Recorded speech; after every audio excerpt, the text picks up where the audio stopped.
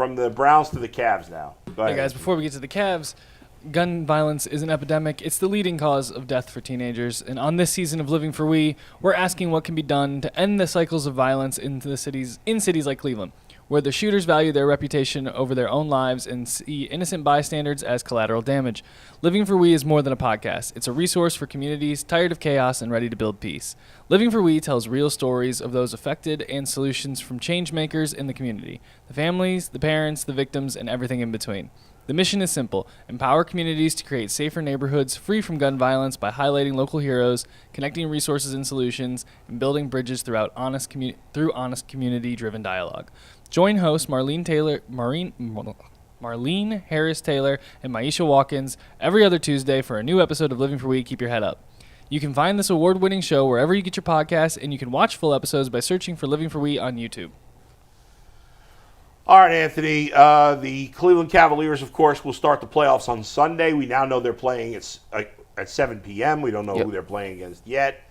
Tonight, the Bulls will host the Heat. The winner of that game will play in Atlanta on Friday.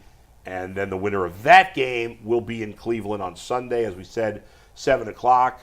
Obviously, a big advantage that whoever the Cavs play will have to have played 2 games, including one just 2 nights earlier. Do you guys have a preference right now between the on three? Who they play? I know everybody would not a big deal. Orlando was obviously the team you wanted to play least. Between Miami, Atlanta, and Chicago, thank you. Who's your choice? Who would be? In what order would you take them, Dustin, to play? Or do you think it doesn't even matter? They're going to sweep or win in 5 easily. I would say I'd probably rather play the Bulls first. Then it would be the Heat, then the Magic. Not the Magic, Hawks. Excuse me, Hawks. Yeah. I'd want to play the Bulls, then the Hawks, and then even though Miami is the least talented of the 3 teams, Spo is a magician when it comes to some of these playoff series. He's literally a coach by himself is the only reason I wouldn't want to be in a series with them. But the Cavs should win all 3 of those in 5 without question.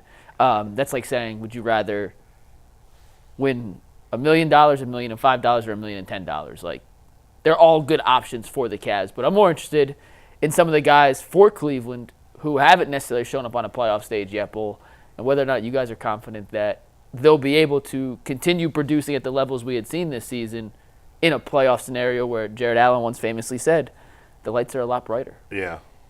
Before you get to that, let me just say that I don't give a rat's ass who they play between the 3. They all suck. Yeah. Don't give me this Spoelstra crap. I know he's a good coach. I know they're a great organization, but they suck this year. They do. They're not challenging the Cavs. Neither are the Hawks. Neither are the Bulls. The Cavs should sweep at either of them. 5 at worst, you lose 1 game in their building in game 3 or 4. That Cavs have no business not taking care of business. They're healthier, they're fresher, they're more talented, they have home court advantage. It should be an absolute sweep, worst case scenario 5, and that's it. Now, to your question, are we worried about the lights being bright? On a player-by-player basis. Who are you most concerned will have either a drop-off in production from regular season to postseason or just won't be ready to seize the moment, which is this Cavs playoff run now? I'm most concerned about Darius Garland. I'm not really – I have a little concern about everybody just as a team as a whole because at times they've shown some weakness in the postseason. But I feel pretty confident overall in this team, especially in the first couple of rounds. But if I had to pick a guy I'm most nervous about, it's Darius. He hasn't played well in the second half of the year. I kind of downplayed it. I don't think it's a big deal. But he really struggled last season. He struggled in the playoffs.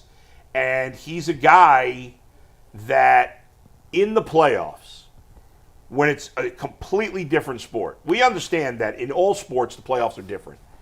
But there's no bigger difference than in the NBA where the regular season's mostly a joke and the playoffs are super intense. You saw it last night.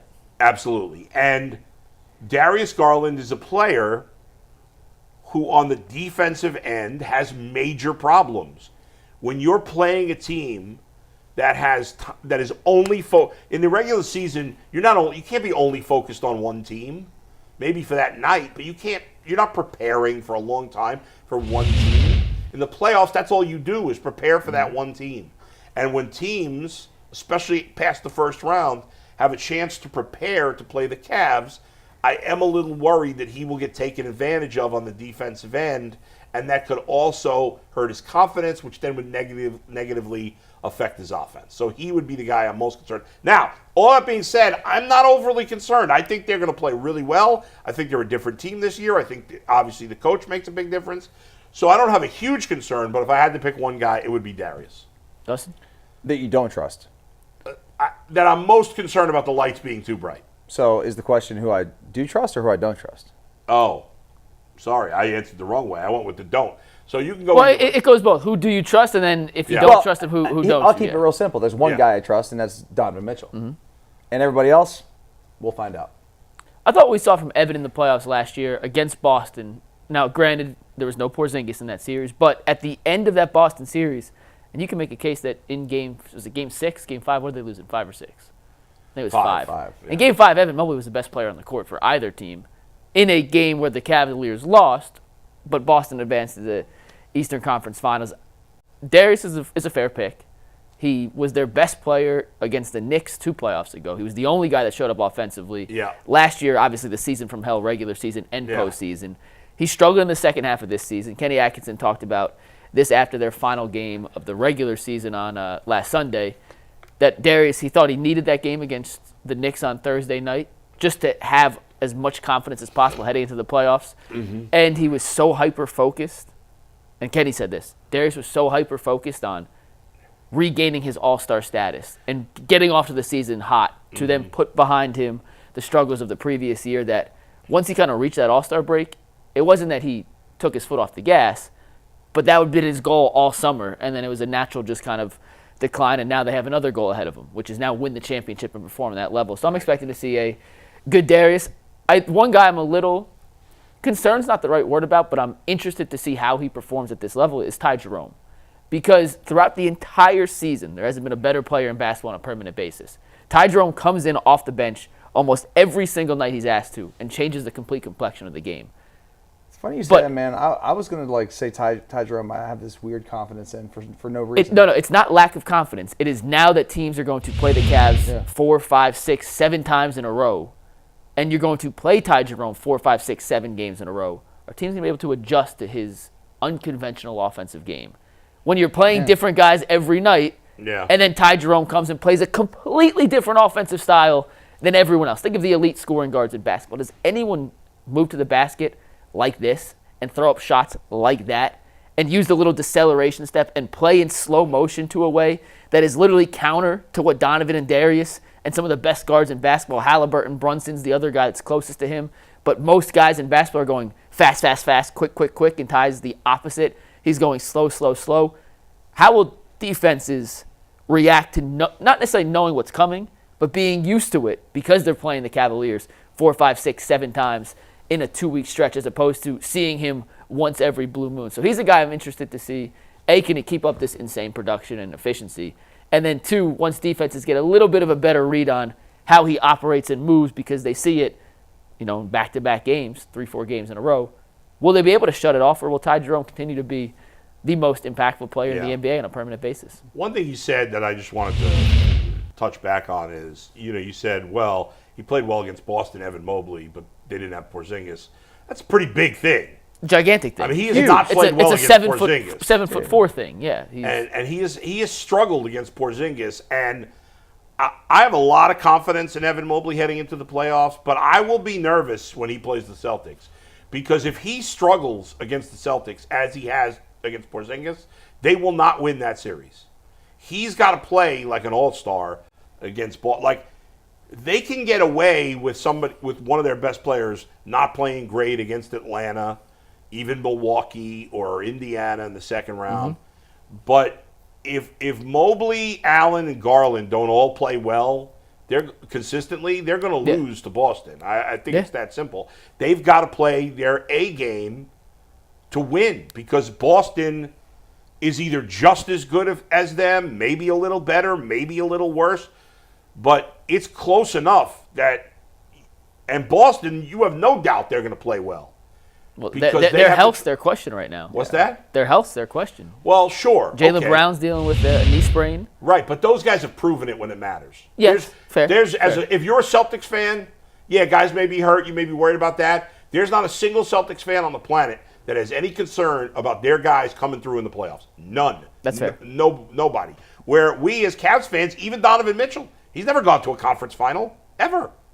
None of these guys have any. Tristan Thompson. Oh, come on. And DeAndre Hunter.